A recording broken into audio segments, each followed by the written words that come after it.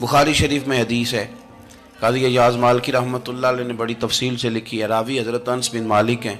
ایک بندہ بڑی دور سے آیا نبی پاک صلی اللہ علیہ وسلم کی زیارت کے لیے، بڑی دور سے۔ عرب کے جو سردار ہوتے تھے ان کے بڑے ناز نخرے ہوتے تھے، وہ خیر آج بھی ہیں، پروٹوکول کا ماحول آج بھی، یعنی وزیر صاحب کے آگے دو چار گاڑیاں نہ ہوں تو ان کو مزہ ہی نہیں آتا، پولیس والے آگے پیچھے بھاگیں تو حالانکہ ان کو نہیں پتا کہ جو پولیس والے آگے پیچھے بھاگ رہے ہیں نا، یہ حکومت بدلی تو گرفتار کرنے بھی انہوں نے ہی آنا ہے، لیکن وہ بڑا مزہ آتا ہے جب لوگ گاڑی کے پیچھے بھاگتے ہیں۔ کیا بات ہے جناب، بڑی بات۔ اور ہماری طبیعتوں میں پتہ نہیں کون سی، یہ پیسے پھینکنے والے دوست مجھ سے ناراض نہ ہو جائیں، لیکن میں اکثر سوچتا ہوں کہ یار یہ کس طرح کا کام ہے کہ پہلا کھلارنے پھر آپ اکٹھے کرنے، تو آپ کٹھے دے دیں جس کو دینے ہیں، ختم ہو جائے بات۔ یعنی وہ محفل میں نا گپ شپ ہو رہی ہوتی ہے، اکٹھے کرنا لے پان دینا لے، کس چکر میں پڑ گئے۔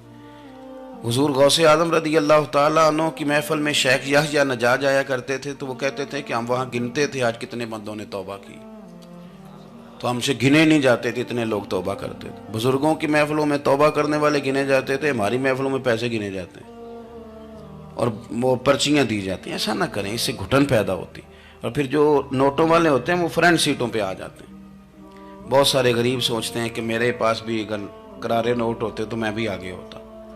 تو کم از کم یہ جو میلاد کی محافل ہیں ان میں تو سب کو ایک جیسا رہنے دے، یہاں تو امیر غریب کا فرق نہ ہو، اس کو تو مہربانی کریں۔ تو نبی پاک صلی اللہ علیہ وسلم کی خدمت میں وہ شخص بڑی دور سے آیا، تو عرب کے بادشاہوں کا مزاج تھا، پروٹوکول بڑا چاہتے تھے، ان کا تو یہ طریقہ تھا کہ حکمرانی کرنی ہے جیسے بھی ہو۔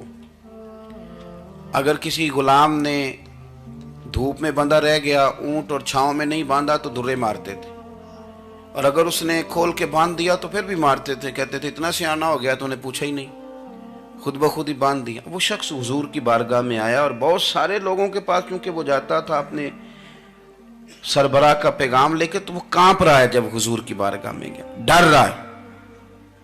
اب ذرا بات کو سمجھنا، نبی پاک صلی اللہ علیہ وسلم نے اس سے فرمایا کیوں ڈرتے ہو، سادہ آدمی ہے، دیہاتی ہے، بدو ہے۔ اللہ کے رسول نے تھپکی دی، کیوں ڈرتے ہو؟ تو کہتے ہیں حضور مجھے آداب نہیں آتے اور مجھے ڈر آتا ہے، کوئی بات اگر ایسی ہو گئی آپ مدینے کی حکومت کے سربراہ ہیں تو کہیں آپ ناراض نہ ہو جائیں۔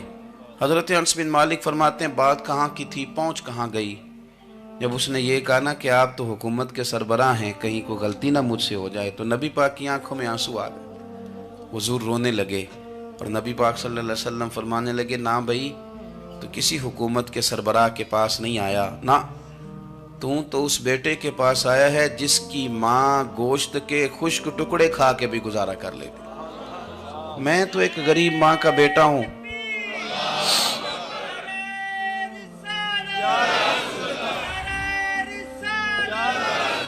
بھائی اگر آپ کا یہ ذوق بن جائے، دیکھو نا آج تو لوگ بھول جاتے ہیں نا، کپڑے بدل لیتے ہیں تو وہ سمجھتے ہیں کہ شاید سارا کچھ ہی بدل گیا، یعنی گاؤں سے آ کر پڑھنے والے بھول ہی گئے ہیں کہ کس کی ماں نے کتنا زیور بیچا تھا۔ لوگ بھول جاتے ہیں چیزوں کو، اپنے ماضی کو یاد رکھیں، آپ لوگوں کے ساتھ پیار کریں، آپ لوگوں کو موقع دیں، آپ تھوڑی سی اور کوشش کریں اس شخص تک جانے کی جو آپ کو مایوس نظر آ رہا ہے، پریشان نظر آ رہا ہے۔ یہ ہمیں میلاد والے محبوب صلی اللہ علیہ وسلم نے درس دیا۔ ایک اور پہلو، حضور سید عالم صلی اللہ علیہ وسلم نے، ہمارے ہاں نا ابھی بھی برادری کی تقسیم ہے، ابھی بھی، اور کچھ میں نے ایسے کمزور لوگ بھی دیکھے، یہ اس طرح کی حرکتیں ہارے ہوئے لوگ کرتے ہیں، ہارے ہوئے لوگ جو اپنے آپ کو سمجھتے ہیں کہ میں کوئی بڑا آدمی ہوں۔ بڑا آدمی تو اپنے اخلاق سے ہوتا ہے، اپنے کردار سے ہوتا ہے، اپنی سخاوت سے ہوتا ہے، لوگوں سے پیار کرنے سے ہوتا ہے۔ باقی یہ کہ بیٹھ کے کہانی سنانا کہ میں بڑا کچھ کرتا ہوں، تو جو کچھ کرتا ہوتا ہے اسے سنانے کی کوئی ضرورت ہے۔ ایک اور بہت سارے لوگ آپ تعزیت کرنے جائیں نا والد کے انتقال کے بعد، تو ان بیچاروں کو بتانا پڑتا ہے کہ ابا جی میرے بغیر دوائی نہیں کھاتے تھے۔ تو میں کہتا ہوں اگر تیرے بغیر نہیں کھاتے تھے پھر بتانے کی ضرورت نہیں، پھر تو سارے گاؤں کو پتا ہوگا کہ تیرے بغیر نہیں کھاتے تھے، اور اگر کوئی دال میں کالا ہے تو پھر تیری وضاحت کوئی بندہ قبول نہیں کرے گا۔ تو آپ کو بتانا کیوں پڑ رہا ہے؟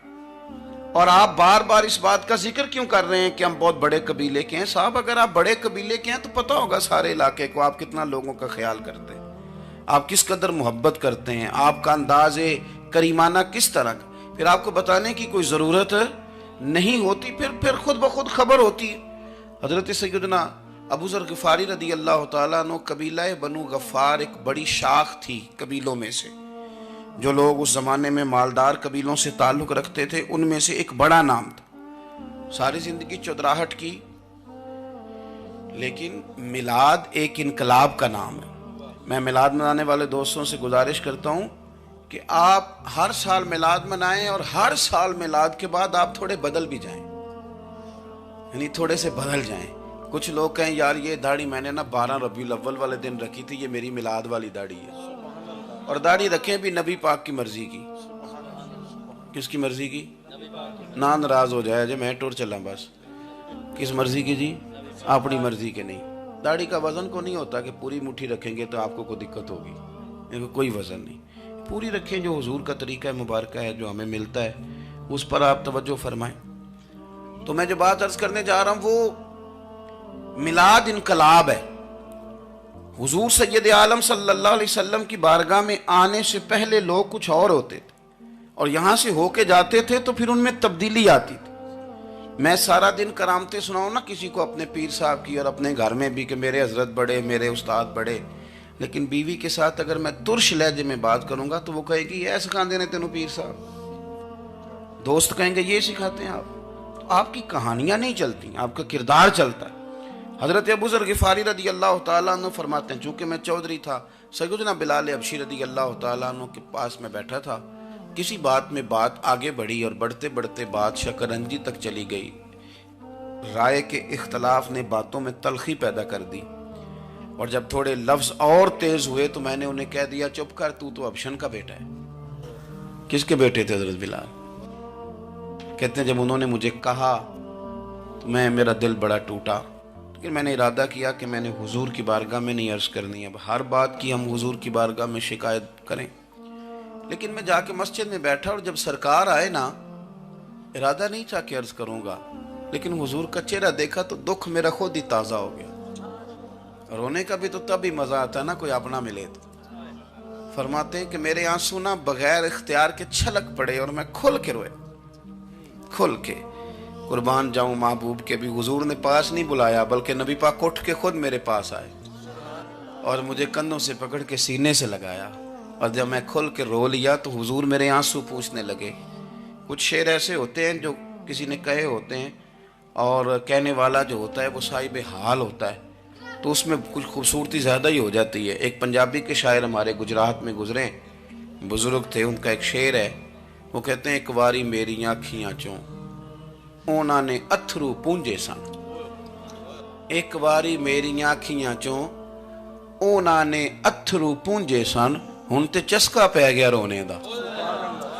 ایک واری میری آنکھیاں چوں انہوں نے اتھرو پونجے سن، ہن تے چسکا پہ گیا رونے دا، تے ہر ویلے آہو زاری دا۔ تو میں روز رونے لگا ہوں، مزہ ہی بڑا آیا ہے جب سے محبوب نے چپ کرانا شروع کیا۔ میرے عزیز، اور پھر حضرت بلال حبشی رضی اللہ تعالیٰ عنہ چونکہ حضور کے غلام تھے اور انہیں پتہ تھا کہ سرکار میری ناز برداری کرتے ہیں، حضور نے چپ کرایا۔ فرمایا کیوں روتے ہو؟ تو عرض کرنے لگے یا رسول اللہ صلی اللہ علیہ وسلم، اگر میں ابشن کا بیٹا ہوں تو میری تو غلطی کوئی نہیں نا، یہ تو تقسیم اللہ کی ہے نا۔ الذی خلقک فسواک فعدلک فی ای صورت ما شاء رکبک، جس طرح وہ چاہتا ہے، جس کو چاہتا ہے اس طرح کی اس کی صورت بنا دیتا ہے۔ تو مجھے ابشن کا بیٹا کہا جاتا ہے، میری غلطی کیا ہے؟ حضرت بلال نے بھی نہیں بتایا کس نے کہا، لیکن نبی پاک صلی اللہ علیہ وسلم نے کیا فرمایا؟ امام یوسف صالحی نے لکھا ہے، ذرا غور کرنا بات پر، تسلیاں لوگ اور رنگ میں بھی دیتے ہیں پر یہ تسلی بڑی انوکھی ہے۔ حضور فرمانے لگے بلال اگر تو ابشن کا بیٹا تو پریشان کیوں ہوتا ہے؟ کالے رنگ والی ماں کا بیٹا ہے تو پریشان کیوں ہوتا ہے اگر تیری والدہ کا رنگ کالا ہے تو؟ عرض کی حضور آپ کیا فرمانا چاہتے ہیں؟ تو سرکار فرمانے لگے میں 2 ماؤں کا بیٹا ہوں، ایک جناب آمنہ جنہوں نے مجھے پیدا کیا، اور ایک حضرت ام ایمن جنہوں نے میری پرورش کی، مجھے بڑا کیا۔ حضور فرمانے لگے میری ماں آمنہ کا رنگ گورا تھا اور میری ماں ام ایمن کا رنگ کالا ہے. تو فرمایا اگر تجھے کسی نے کالے رنگ والی ماں کا بیٹا کہا تو اسے کہہ دینا مدینے والی محبوب کے بھی تو ایک والدہ کا رنگ کالا ہے، تو کہہ دینا.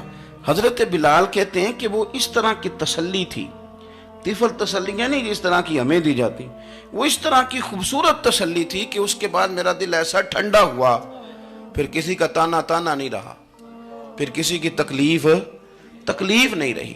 رسول پاک صلی اللہ تعالی علیہ وسلم نے یہ جو آج تقسیم ہے ہمارے ہاں اونچ نیچ کی، چھوٹے بڑے کی، ذات برادری کی، حضور فرماتے ہیں میں نے پاؤں کے نیچے رکھ کے کچل دی. اب اس کا کوئی سٹیٹس نہیں رہا، اب یہ کوئی معاملہ نہیں.